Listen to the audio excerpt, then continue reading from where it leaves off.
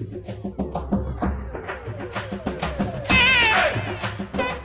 मुझे बुढ़ा बेटा है। चलिए। और बुढ़ा राजा क्या हो रहा है? तेरे भैंस का ब्याह हो रहा, बुढ़ा होगा तेरा बाप। अरे तो 60 साल के आदमी को बुढ़ा नहीं कहेंगे तो और क्या कहेंगे? अब मन में चाहे कुछ भी सोच लो, कोई जवान सोचने से जवान थोड़ी ना हो जाता है। तो फिर मेरे गैल दौड़ लगा कर देख देख कौन जीतेगा फिर। अरे चलो ना। अरे पंजा लगा, लड़ा पंजा, देख के कौन जीतेगा, अभी हो जाएगा फैसला अभी। अरे लड़ा पंजा, लड़ा तो। अरे पंगा मत लो विनोद जी, इनसे बहुत सख्त आते हैं इनके, देसी अखाड़े से निकले हैं। अरे तो मुझे कौन सा खुजली हो रही है, मैं भी तो इनसे मजे ही ले रहा हूँ। अरे चलो यार तुम अपना टिफिन खोलो यार। आज देखे तो आंटी जी ने, अरे मेरे मतलब भाभी जी ने क्या भेजा है। हाँ अब आए ना तुम लाइन पे। यार जब तुम मेरे लुगाई को ना भाभी बोलो तो बस जवानी वापस आ जाओगे। यार रिटायरमेंट को 1 हफ्ता बचा है, जाने के बाद बहुत याद आ गई थारी। यार याद तो हमें भी बहुत आएगी आपकी रामलाल जी, क्यों विनोद? हाँ यार, हमारी उम्र में चाहे कितना ही फर्क हो, लेकिन हम ऐसे मस्ती करते हैं जैसे बराबर की उम्र के होंगे। और रामलाल जी मैं तो आपको पता नहीं कितना कुछ कह देता हूँ, मगर कभी बुरा नहीं मानते हैं। अरे पक्के यार हैं हम, हैं? और दोस्ती में किसी की बात का क्या बुरा मानना यार। और भाई पंडूसो, कौन सी मीटिंग चल रही तुम्हारी है? मेरा मतलब है कि क्या चल रहा है? बस भाई वही चल रहा है।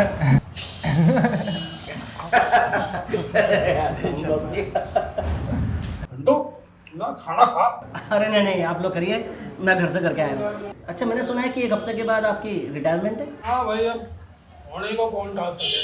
तो फिर रिटायरमेंट के बाद क्या करने का प्लान है? भाई आगे का पुराना क्या होना, बेटा और बेटी को तो ब्याह दिया, और बस उसके बाद बेटा को ये घर दे दूंगा अपना, और मैं चल जाऊंगा अपने पुश्तैनी गांव में, वहाँ घर है अपना, वहाँ रहेंगे अपनी बीवी और मैं। और जो है भाई, अब खेत वेत तो रहे ही नहीं, तो खेत वेत जब रहे ही नहीं तो 2-4 बीघा अपना ले लेंगे, वहीं साग भाजी हुआ खावेंगे और मजे से दोनों खावेंगे। और जो भी पैसा बचेगा वो तो बैंक में है, उसी को ब्याज अपना मिलता रहेगा, खाते रहेंगे उसे। लेकिन अब उस स्वाद का क्या जिसकी आदत तुमको लग चुकी है? किसका स्वाद? कौन सा स्वाद? हर महीने आने वाली मोटी सैलरी का। अरे फिंटू, अरे अब तो रिटायरमेंट होने को जा रहे, अब क्या सैलरी याद रखनी यार। फिंटू तू भी अजीब सी बात करे। अजीब नहीं रामलाल जी, समझदारी की। समझदार तो तू है, लेकिन अभी तूने ना समझी वाली बात कर दी। लेकिन अब मैं जो तुम्हें समझाने जा रहा हूँ वो समझदारी की बात है। और बिना कहे समझूंगा कैसे? समझा तो सही। रामलाल जी, फंड और ग्रेजुएटी में तुम्हें काफ़ी पैसा मिलेगा। सही बात है। अब सारे पैसे तो खेत खरीदने में खर्च होंगे नहीं, कुछ पैसे तुम बैंक में भी डाल दोगे एफडी करके। तो उसमें गलत क्या? गलत कुछ नहीं, लेकिन एफडी की तो एक टाइम बाउंडेशन होती है ना। हाँ वो तो है। तो सपोज करो कि तुम्हें बीच में कुछ पैसों के निकालने की जरूरत पड़ जाए, कुछ पैसों की, तो हाँ पड़ भी सकती है। समय का क्या है भाई? तो तुम्हें एफडी तोड़नी पड़ेगी या एफडी के अगेंस्ट बैंक से लोन लेना पड़ेगा, और जितना पैसा तुम लोगे उतने पैसे की बैंक गारंटी देनी पड़ेगी। करेक्ट? सही बात। और एफडी का उतना ही पैसा ब्लॉक होगा जब तक कि तुम लोन नहीं चुका देते।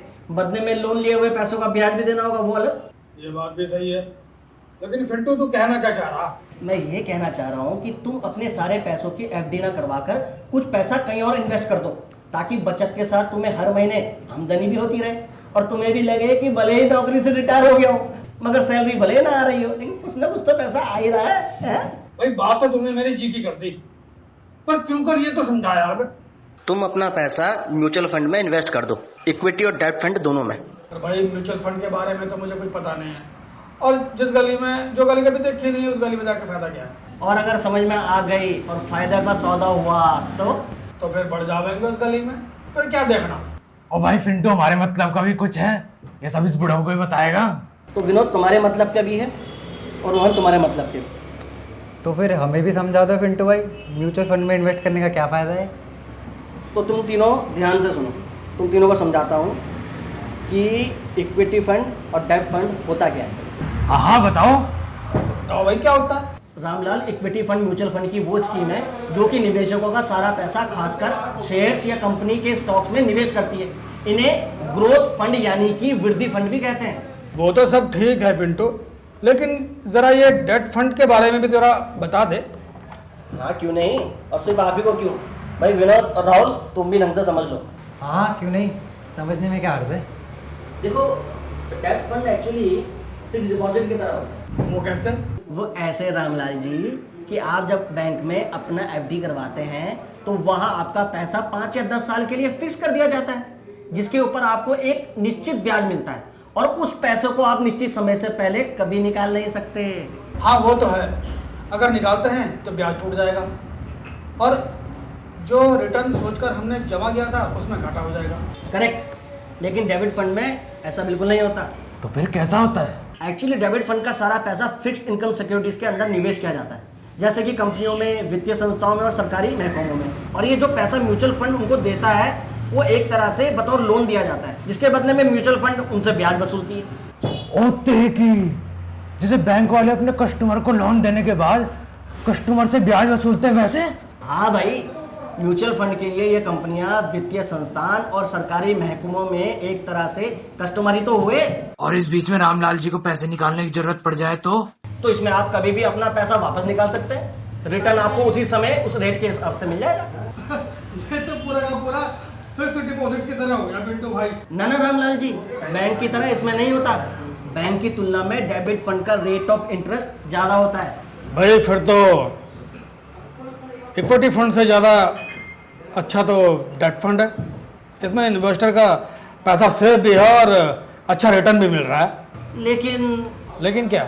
लेकिन रामलाल जी, जो रिटर्न आपको डेबिट फंड से मिल रहा है वो इक्विटी फंड के रिटर्न से बहुत ज्यादा कम होता है। वो क्यों? वो इसलिए कि अगर आप डेबिट फंड में पैसा इन्वेस्ट कर रहे हैं तो आप सेफ्टी के हिसाब से कर रहे हैं और जोखिम उठाने के झंझट नहीं पाल रहे हैं। और क्योंकि डेबिट फंड में आपका पैसा बतौर लोन गया है तो वापस तो आना ही है, वो भी एक फिक्स रेट ऑफ इंटरेस्ट पर, तो वो तो मिलेगा ही ना रामलाल जी।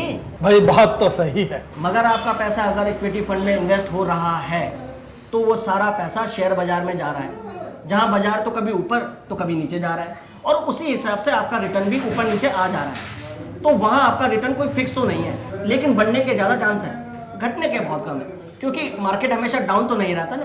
तो अगर आपने रिस्क ले भी लिया तो वन आपका ज्यादा फायदा।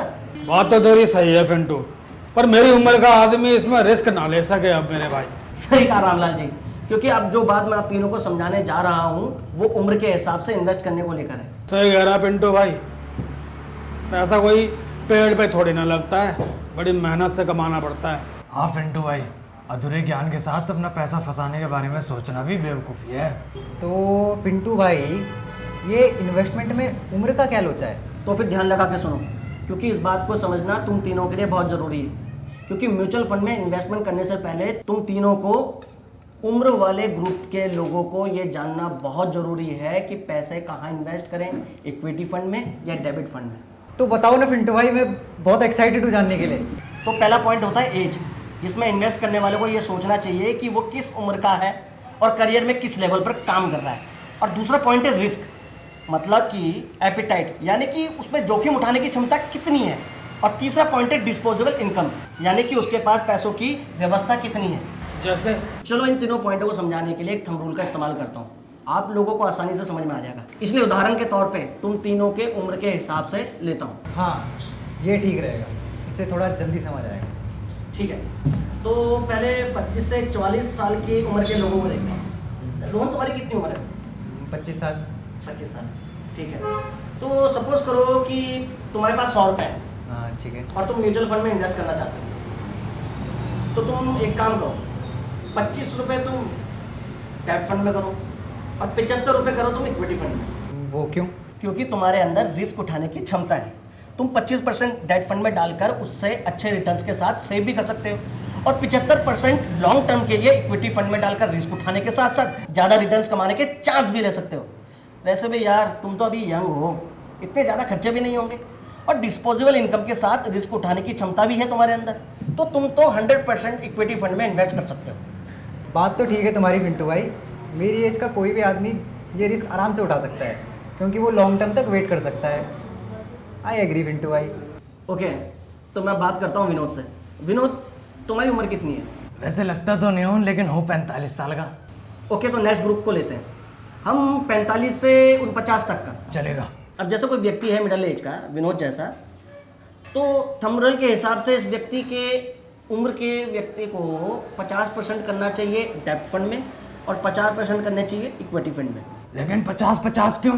विनोद, इस उम्र का व्यक्ति 75%, 80% या 90% पैसा भी इक्विटी फंड में डाल सकता है, बशर्ते कि उसकी डिस्पोजेबल इनकम ज़्यादा हो। लेकिन अगर डिस्पोजेबल इनकम कम है और खर्च करने के बाद पैसा कम बचता है, तो एक फिक्स्ड इनकम आती रहे, उसके लिए वो डेट फंड के अंदर ज़्यादा इन्वेस्ट कर सकता है। अरे फिंटू मेरे भाई, इसे ही कमाता रहेगा, कुछ हमें भी कमाते हैं, रिटायरमेंट होने को है।